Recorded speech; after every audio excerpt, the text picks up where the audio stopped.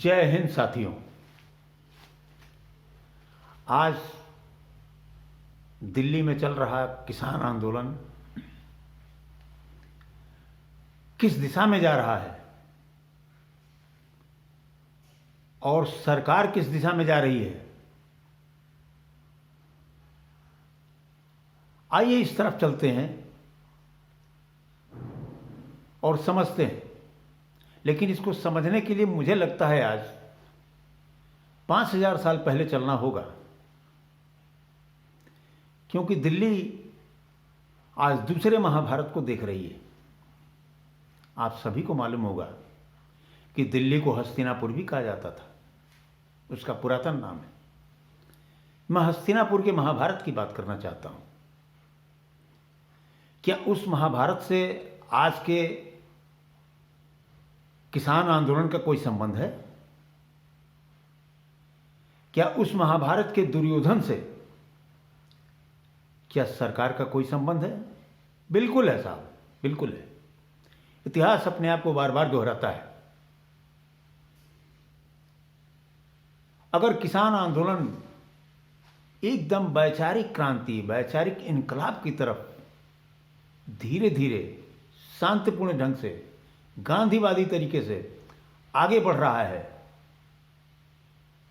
तो उसमें तरह तरह के तौर तरीके सरकार के अपनाए जा रहे हैं, अपनाए गए।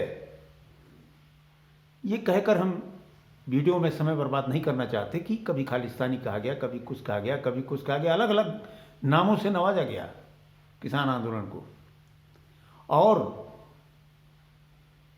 किसानों के किसान आंदोलन को द्रौपदी की तरह चीरहरण भी सरकार ने करने की कोशिश किया और लगातार कर रही है। लेकिन देश का जिस आंदोलन में 80 करोड़ 70 करोड़ से ऊपर किसान जिस आंदोलन के पीछे खड़ा है और जिस आंदोलन को अपना आशीर्वाद दिए हुए है, उस आंदोलन का चीरहरण क्या संभव है?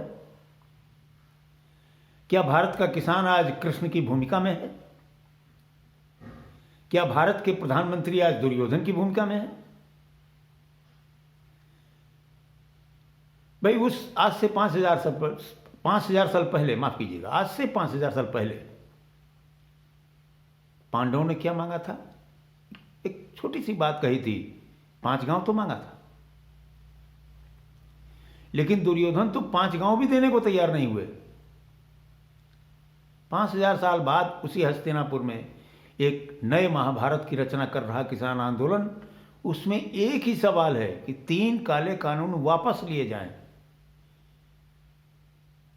यह देखने वाली बात है कि किसान सरकार का विरोध न करके केवल इतना कह रहा है कि 3 काले कानून वापस लिए जाएं। लेकिन यह सरकार को ठीक उसी तरह समझ में नहीं आ रहा जिस तरह से आज से 5000 साल पहले दुर्योधन को समझ में नहीं आया था। और उस जमाने में दुर्योधन के भी हजारों लाखों लोग रहे होंगे, अंधभक्त रहे होंगे, और दुर्योधन को ही मान लिया जाए तो अंधपुत्र भी रहे होंगे। आज भी अंधपुत्र है, दिखाई नहीं देता है। और उस महाभारत के इतिहास से अगर लिया जाए तो 5 गांव न देने वाले दुर्योधन और उसकी सरकार को पूरा का पूरा हिंदुस्तान वापस देना पड़ा था।